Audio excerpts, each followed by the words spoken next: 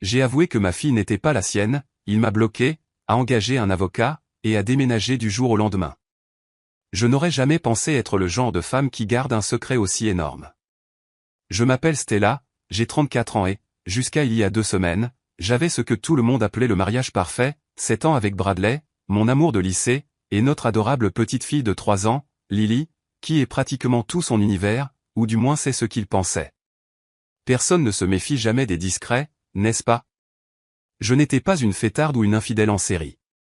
C'était juste ce mois-là, il y a 3 ans et demi, où Bradley et moi avons traversé une période difficile. Il travaillait tard constamment, me parlait à peine, et je me sentais invisible. C'est là que j'ai rencontré Ethan à ma salle de sport. Il était le nouveau coach personnel, attentif, drôle et, honnêtement, il me faisait me sentir à nouveau vu. Ce n'était pas censé être quelque chose de sérieux.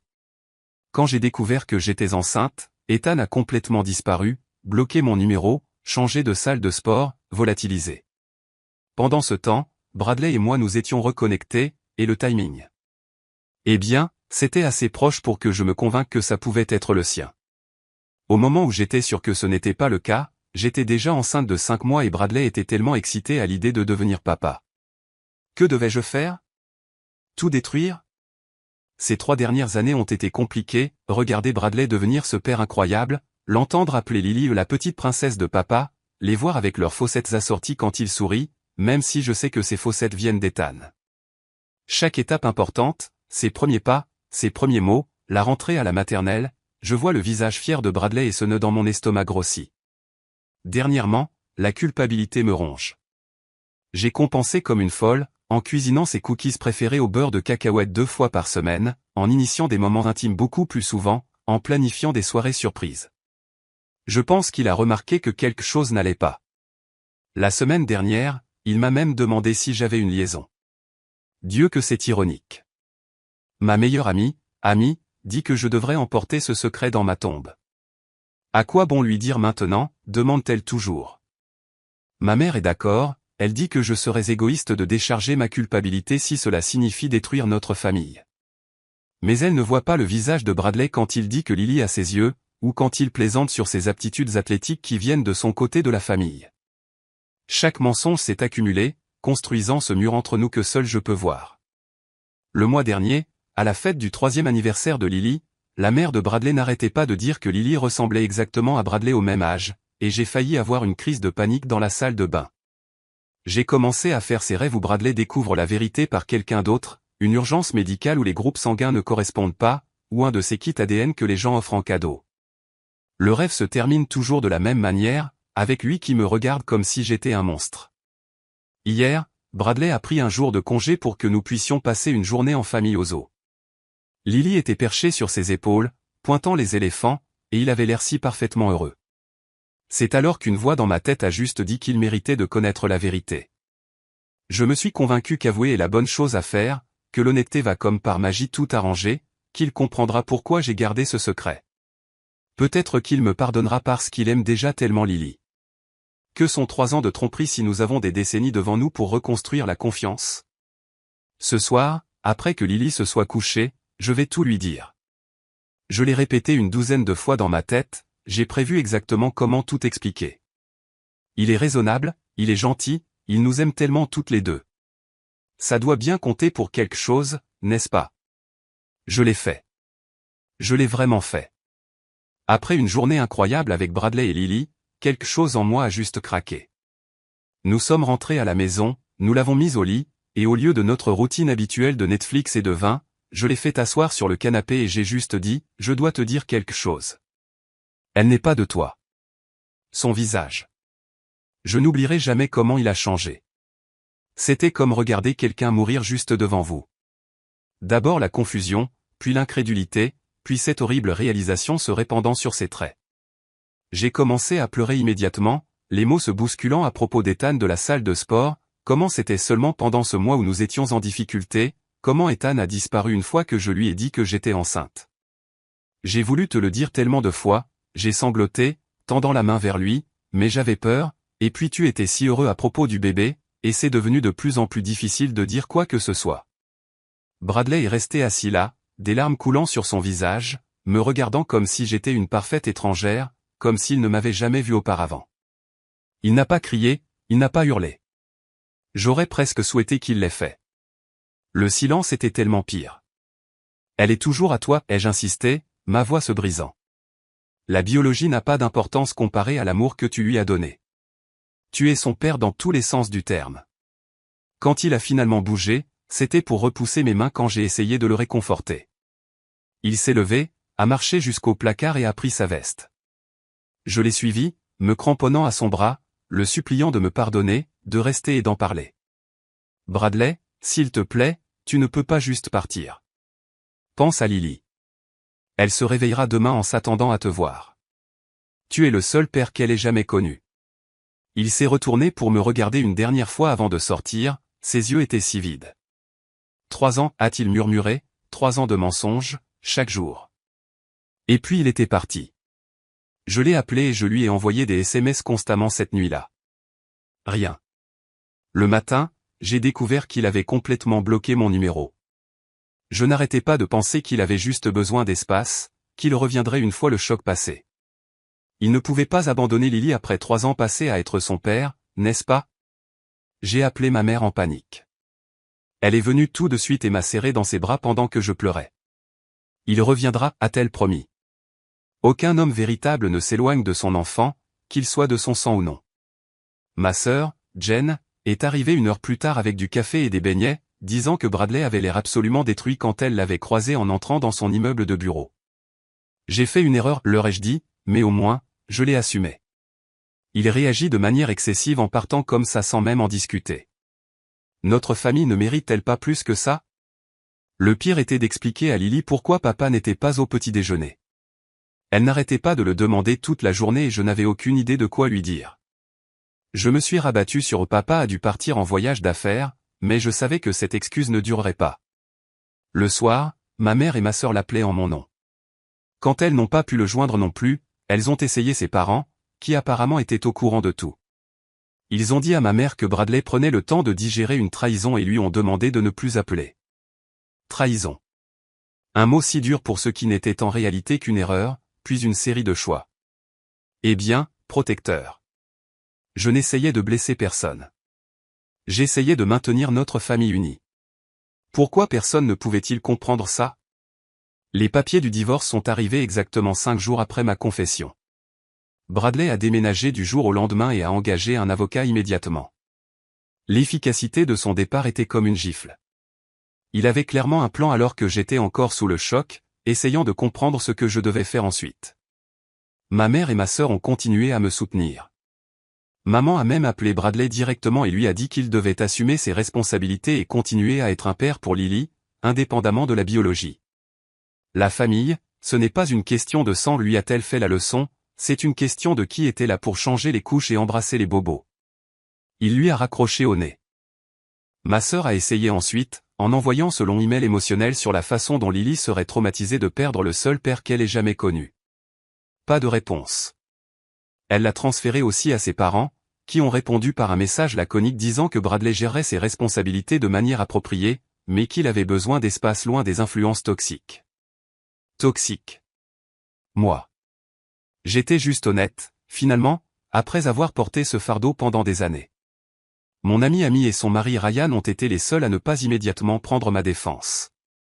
Quand j'ai appelé Amy en sanglotant à propos des papiers du divorce, il y a eu cette pause maladroite avant qu'elle ne dise « Eh bien, à quoi t'attendais-tu, Stella ?» 3 ans, c'est long pour tromper quelqu'un. Je lui ai raccroché au nez. Quel ami. Pendant ce temps, Lily n'arrêtait pas de demander où était papa. Chaque matin, elle se précipitait dans notre chambre à coucher en le cherchant, et à chaque fois, mon cœur se brisait à nouveau. L'excuse du voyage d'affaires s'usait. Elle commençait à faire des crises de colère, sentant que quelque chose n'allait pas. J'ai tout essayé pour joindre Bradley, des amis communs, en me présentant sur son lieu de travail où la sécurité m'a poliment mais fermement demandé de partir, même en passant devant la maison de ses parents jusqu'à ce que je repère sa voiture. Rien n'a fonctionné. C'était comme s'il avait construit un mur complet entre nous du jour au lendemain. Quand je l'ai finalement eu au téléphone en empruntant le téléphone portable de ma voisine pour qu'il ne reconnaisse pas le numéro, la conversation a été brève et dévastatrice. Pourquoi, ai-je exigé une fois que j'ai entendu sa voix. Pourquoi l'abandonnerais-tu comme ça? Elle est innocente dans tout ça. Je ne discuterai pas de ça sans mon avocat, a-t-il dit sèchement. Avais-tu même besoin de faire un test ADN, ou m'as-tu juste cru tout de suite, ai-je demandé, soudainement curieuse de savoir pourquoi il n'avait pas exigé de preuves. Le silence à l'autre bout du fil a fait chuter mon estomac. Je le savais déjà, a-t-il finalement dit, sa voix creuse. J'ai fait le test il y a des mois, quand elle a eu besoin de ce test de groupe sanguin pour son opération. Le médecin a mentionné quelque chose. J'avais des soupçons avant ça, mais ça a confirmé. J'ai eu l'impression de recevoir un coup de poing. Tu savais, et tu n'as rien dit. J'essayais de trouver comment te confronter, a-t-il dit. Je l'aimais quand même. J'étais en train de prendre des dispositions pour continuer à faire partie de sa vie, quoi qu'il arrive. Mais ensuite, tu as avoué, et j'ai réalisé. 3 ans, Stella. 3 ans à me regarder dans les yeux tous les jours et à mentir. C'est pire que ce que j'ai fait. J'ai craqué, ai-je dit. Te faufiler dans mon dos avec des tests ADN. Au revoir, Stella. Le fait qu'il savait et qu'il a quand même joué le rôle de père dévoué tout en planifiant sa stratégie de sortie m'a semblé être l'ultime trahison. D'une manière ou d'une autre, j'avais réussi à me convaincre que son silence était pire que mes années de tromperie. Ma mère a même menacé de le déshériter s'il abandonnait sa fille. Elle a laissé ce message vocal incendiaire, la biologie ne fait pas une famille. Ces années d'amour ne peuvent pas simplement être effacées parce que tu es blessé. Fais preuve de courage, Bradley. Il a déposé une ordonnance restrictive le lendemain, invoquant le harcèlement de ma famille. Les papiers ont été livrés par un shérif adjoint au visage de Pierre pendant que Lily faisait la sieste. Je n'arrête pas de me dire que sa réaction est égoïste, que s'éloigner d'un enfant qui le connaît comme son père fait de lui le méchant, pas moi. Mais tard dans la nuit, quand la maison est calme et que je suis seul avec mes pensées, je n'en suis plus si sûr. J'ai finalement coincé Bradley dans notre ancien café préféré après des semaines à essayer de le joindre. Je n'étais pas fier de la façon dont j'avais fait ça, j'avais pratiquement culpabilisé son collègue de travail pour qu'il me dise où il serait ce matin-là. Je suis venu préparer avec tout mon arsenal émotionnel, des albums photos, des vidéos de Lily qui le demande, même son doudou préféré qu'il lui a donné et sans lequel elle ne dort pas. Je suis arrivé tôt et j'ai choisi la table d'angle, notre table, où l'on ne pouvait pas nous entendre facilement. Quand il est entré et m'a vu, il s'est figé pendant une seconde. J'ai pensé qu'il allait faire demi-tour et partir, mais au lieu de ça, il a redressé les épaules et s'est approché et 10 minutes, a-t-il dit, sans s'asseoir. C'est tout. Il avait l'air différent, plus mince peut-être, mais aussi plus calme que je ne l'avais imaginé. Je l'avais imaginé en épave sans nous, mais il semblait serein, bien dans sa peau. Ça m'a mis en colère, honnêtement. Lily pleure pour toi tous les soirs, ai-je commencé, poussant l'album photo vers lui. Elle ne comprend pas pourquoi son papa a disparu. J'ai contacté un thérapeute familial pour aider à la transition, a-t-il répondu, toujours debout. Mon avocat a déjà défini un calendrier de visites pour le tribunal. Des visites, ai-je ri amèrement. Tu es son père, Bradley, pas un oncle du week-end. Je ne suis pas son père, Stella. Tu l'as parfaitement précisé. J'ai changé de tactique, m'excusant abondamment, promettant une transparence totale, offrant des séances de conseil conjugal, tout ce qu'il fallait pour reconstruire ce que nous avions eu. J'ai même tendu la main à travers la table pour toucher sa main, qu'il a retirée en douceur. Je t'aime encore, ai-je murmuré. Nous pouvons surmonter ça. Sa réponse m'a glacé. Je ne suis plus en colère. Je suis juste fini. Il s'est finalement assis, me regardant avec ses yeux vides. J'aime encore Lily, a-t-il expliqué prudemment, comme s'il parlait à un enfant, mais je ne peux pas la séparer de ta trahison. La voir me rappelle à quel point tu m'as menti facilement et complètement pendant des années. Continuer à être son père principal signifierait rester connecté à toi pendant au moins les 15 prochaines années. Je ne peux pas faire ça. Alors tu punis un enfant innocent parce que tu es en colère contre moi, ai-je rétorqué. Je propose un soutien financier et des visites régulières, a-t-il répondu uniformément. J'ai parlé avec un pédopsychologue de la manière la plus saine d'assurer la transition. Je ne l'abandonne pas, je la rétrograde juste, ai-je dit. De fille à quoi? Projet à temps partiel? Quelque chose a brillé dans ses yeux, la première émotion véritable que j'avais vue. Tu n'as pas le droit de te poser en moralisatrice ici, Stella, pas après ce que tu as fait. J'ai changé de tactique à nouveau, menaçant de tout raconter à tout le monde sur la façon dont il avait abandonné un enfant innocent qu'il aimait. Sa réponse m'a choqué. Ils savent déjà tout, a-t-il dit tranquillement. J'ai expliqué la situation à tout notre groupe d'amis, à ma famille, et j'ai même dit à mon patron pourquoi j'avais besoin de temps personnel. Ils sont au courant de la paternité, et ils sont au courant de la façon dont tu as manipulé la situation pendant des années. Cela expliquait pourquoi plusieurs amis avaient cessé de répondre à mes appels. Même ma colocataire d'université, Jackie, qui selon moi serait toujours de mon côté, avait été mystérieusement occupée chaque fois que j'essayais de faire des plans. Bradley a ensuite énuméré calmement toutes les fois où j'aurais pu dire la vérité mais que j'avais choisi de ne pas le faire, avant notre mariage, avant de décider de garder la grossesse, lors du remplissage du certificat de naissance de Lily, pendant son opération quand ses antécédents génétiques étaient essentiels. Chaque exemple ressemblait à un nouveau clou dans un cercueil. Ce qui a fait le plus mal, c'est sa manière détachée, pas de colère, pas de passion, juste un homme qui avait complètement digéré son chagrin et pris des décisions pendant que j'étais encore animé par des émotions pures. « M'as-tu vraiment aimé un jour ?» ai-je demandé, des larmes coulant sur mon visage. C'était manipulateur, bien sûr, mais j'avais besoin de savoir. « Oui » a-t-il dit simplement. C'est ce qui a rendu ça si dévastateur. Alors qu'il se levait pour partir, j'ai joué ma dernière carte. « Lily a ton nom de famille. Elle t'appelle papa. La biologie n'est pas tout. » Il s'est arrêté, et pendant un bref instant, j'ai pensé que j'avais réussi à le toucher. Puis il a dit, « Tu as raison, la biologie n'est pas tout, mais l'honnêteté l'est. Au revoir, Stella. » Je l'ai regardé s'éloigner, les albums photos intacts et le doudou de Lily posés sur la table entre nous comme des artefacts d'une vie qui n'existait plus. 6 mois après la séparation, ma vie sociale soigneusement construite s'est complètement effondrée. J'avais l'habitude d'être la reine de notre cercle social, organisant des dîners, organisant le club de lecture du quartier, planifiant la fête de quartier annuelle. Maintenant, silence radio. Cela a commencé subtilement. Les amis répondaient aux messages avec juste désolé, occupé. Ou peut-être la semaine prochaine. Puis les invitations que j'avais l'habitude de recevoir ont cessé d'arriver. Nos amis communs ont tranquillement dérivé de son côté, et ma présence sur les médias sociaux, soigneusement organisée, toutes ces photos de famille parfaite et ces légendes de maman bénie, a eu l'effet inverse de façon spectaculaire lorsque les gens ont commencé à laisser des commentaires passifs-agressifs comme « C'est intéressant de voir à quel point la réalité peut être différente de ce que nous voyons en ligne. » Lily a commencé la maternelle le mois dernier, et j'ai rapidement réalisé que plusieurs mamans là-bas connaissaient notre histoire. Je sentais leurs yeux sur moi pendant le dépôt des enfants, la façon dont les conversations s'arrêtaient quand je m'approchais.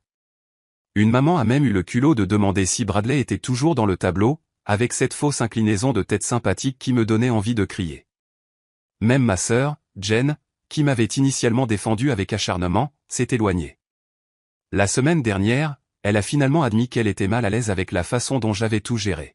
« Je t'aime Stella » a-t-elle dit, tripotant sa salade pendant notre déjeuner de plus en plus rare, mais as-tu envisagé une thérapie pour comprendre pourquoi tu as fait ces choix, et que tu as continué à les faire pendant si longtemps?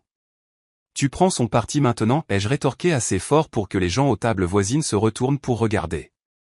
Il ne s'agit pas de prendre parti, a-t-elle soupiré. Je m'inquiète pour toi et Lily. Même ma mère, mon plus fidèle soutien, m'a demandé la semaine dernière pourquoi je n'avais pas simplement avoué avant que Lily ne soit née. Je ne te juge pas, a-t-elle insisté, bien que son ton disait le contraire. Je ne comprends tout simplement pas ta façon de penser. Ma carrière en souffre aussi. J'étais en voie d'accéder à un poste de direction dans l'agence de marketing où je travaille, mais j'ai été écarté pour une promotion après que mon état émotionnel ait affecté mes performances. Pendant ce temps, Bradley semble prospérer dans son entreprise, du moins selon l'Instagram de sa sœur, que je consulte toujours compulsivement, même si cela me fait me sentir plus mal à chaque fois. La salle de sport où tout a commencé est devenue insupportable quand j'ai réalisé que certains employés connaissaient toute l'histoire. Apparemment, Ethan est revenu il y a environ 1 an et s'est en quelque sorte connecté avec Bradley. Je ne sais pas exactement ce qui a été dit, mais les regards apitoyés du personnel de la réception ont suffi à me faire annuler mon abonnement. J'ai été forcé de déménager de notre belle maison de 4 chambres dans un appartement de 2 chambres qui sent toujours vaguement les chats des anciens locataires. Je ne peux pas me permettre l'hypothèque toute seule, et l'avocat de Bradley s'est assuré que la maison soit vendue rapidement, les recettes étant divisées conformément à notre contrat de mariage. Il a acheté un nouvel endroit dans un meilleur district scolaire, tandis que j'ai du mal à payer le loyer et à suivre les paiements de la maternelle de Lily. La partie la plus douloureuse est de regarder Lily s'adapter aux visites du week-end chez Bradley. Elle rentre à la maison les dimanches soirs en parlant de la nouvelle maison de papa, de la façon dont ils ont fait des crêpes et sont allés au parc avec son chien, un chiot Golden Retriever qu'il a apparemment eu après avoir déménagé. Parfois, elle mentionne Miss Olivia, qui fait les meilleurs cookies aux pépites de chocolat et fait de jolies tresses. Je n'avais pas besoin de ma sœur pour confirmer qu'Olivia est la nouvelle petite amie de Bradley, une sorte d'infirmière pédiatrique qui fait du bénévolat dans des refuges pour animaux pendant son temps libre. Parfait. Je réalise que je ne perds pas seulement mon mariage, mais peut-être aussi l'admiration de ma fille. Elle n'a que 3 ans, mais les enfants sont perspicaces. Elle a déjà détecté la tension quand Bradley et moi faisons le transfert pour les visites. Bientôt, elle sera assez grande pour poser des questions sur les raisons pour lesquelles nous ne sommes pas ensemble. Que vais-je lui dire alors? Hier soir, je me suis retrouvé seul après que Lily se soit couchée, à faire défiler de vieilles photos sur mon téléphone et à sangloter dans un verre de vin. Il fut un temps où je pensais qu'avouer serait cet acte courageux qui pourrait blesser temporairement, mais qui finirait par guérir notre famille. Au lieu de cela, c'est comme si j'avais déclenché une bombe qui a tout détruit, et je suis la seule qui ne l'a pas vu venir. Cela fait 1 an que tout s'est effondré, et l'univers semble déterminé à me faire face aux conséquences de mes choix.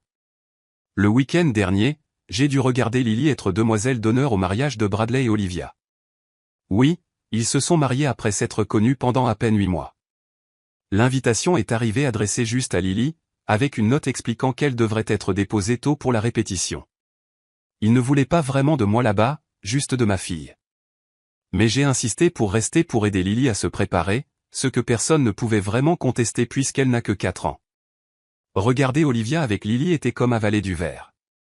Elle était si naturelle avec elle, lui coiffant les cheveux et les dents avec ses chaussures, les deux riant ensemble comme si elles se connaissaient depuis toujours. Lily la regarde avec cette adoration aux yeux écarquillés qui était autrefois réservée à moi et à Bradley. Il avait l'air plus heureux que je ne l'avais vu depuis des années, peut-être même jamais. Certainement plus heureux qu'il n'en avait l'air sur nos photos de mariage. Quand il a fait son discours à la réception, il m'a en fait remercié, pas nommément, juste la mère de Lily, d'avoir mis au monde une petite fille aussi incroyable. Les invités ont tous souri et s'extasiaient, ne réalisant pas que c'était sa façon polie de reconnaître que je ne suis plus qu'un vaisseau biologique pour lui maintenant. Le pire coup professionnel est survenu il y a 3 mois. J'étais candidate à un poste important dans une nouvelle entreprise, avec un salaire presque doublé, dont j'avais désespérément besoin. L'entretien final s'est parfaitement déroulé jusqu'à ce que la directrice des RH mentionne qu'elle devrait parler à mes références, y compris mon ancien supérieur. Il s'est avéré que mon ancien patron est un ami proche de la famille de Bradley. Je n'ai pas obtenu le poste. L'email de refus mentionnait vaguement des préoccupations concernant la fiabilité et la transparence. Le langage d'entreprise pour « nous avons entendu dire que vous êtes une menteuse ». Les tribunaux ont accordé à Bradley une garde accrue en raison de la stabilité de son foyer par rapport à ma situation de transition. Je n'ai plus Lily que les jours de semaine et un week-end sur 2, ce qui, honnêtement, donne l'impression que je suis le parent à temps partiel maintenant. Le plus dévastateur a été de découvrir que le père biologique, Ethan de la salle de sport, n'a pas vraiment disparu par choix. J'avais bloqué son numéro et lui avais dit de rester à l'écart quand il avait essayé de me contacter après avoir découvert la grossesse. Un autre mensonge exposé quand il s'est reconnecté avec Bradley par l'intermédiaire d'un membre commun de la salle de sport. Maintenant, ils ont développé cet arrangement de coparentalité respectueux qui exclut complètement ma participation. Lily a un papa bio et un papa qui l'emmène à la pêche et à des matchs de baseball, tandis que je suis de plus en plus considéré comme la mère instable à qui on ne peut pas faire confiance. Lors du rassemblement de Noël de ma famille le mois dernier, mes proches qui m'ont autrefois réconforté ont maintenant maintenu des conversations superficielles. J'ai entendu ma tante dire à ma cousine que mes mauvaises décisions étaient enfin en train de me rattraper. Ma propre mère a commencé à suggérer une thérapie à chaque fois que nous parlons, insistant sur le fait que je dois assumer mes responsabilités avant de pouvoir guérir. Je suis complètement seul la plupart des soirs maintenant. Aucun ami n'appelle, il est impossible de sortir ensemble. Tout le monde en ville connaît mon histoire, et les hommes soit m'évitent complètement, soit me considèrent comme une sorte de cible facile parce que je suis désespéré. J'ai commencé à comprendre que ce n'était pas juste un mensonge. C'était des centaines de choix quotidiens de continuer à tromper tous ceux qui m'entouraient. J'ai créé cette maison de cartes élaborée, et maintenant je dois regarder de l'extérieur ma fille s'épanouir dans l'environnement honnête que Bradley a créé sans moi. La pire punition n'est pas de perdre Bradley, ni même le rejet social. C'est de savoir que Lily finira par apprendre toute la vérité sur moi, non pas de mon explication prudente quand elle sera assez grande pour comprendre, mais des personnes aimantes et constantes qui forment maintenant sa famille principale. Maman, pourquoi papa a-t-il un nom de famille différent du mien, a-t-elle demandé la semaine dernière. Une question simple avec une réponse impossible. C'est compliqué, ma chérie, ai-je répondu, ma réponse habituelle ces jours-ci. Papa dit qu'il est important de dire la vérité, a-t-elle dit, me regardant avec ses yeux innocents, même quand c'est difficile. C'est alors que j'ai réalisé ma punition finale. J'ai été réduite à un compte de mise en garde dans la vie de ma propre fille, la mère qui a menti et a tout perdu à cause de ça.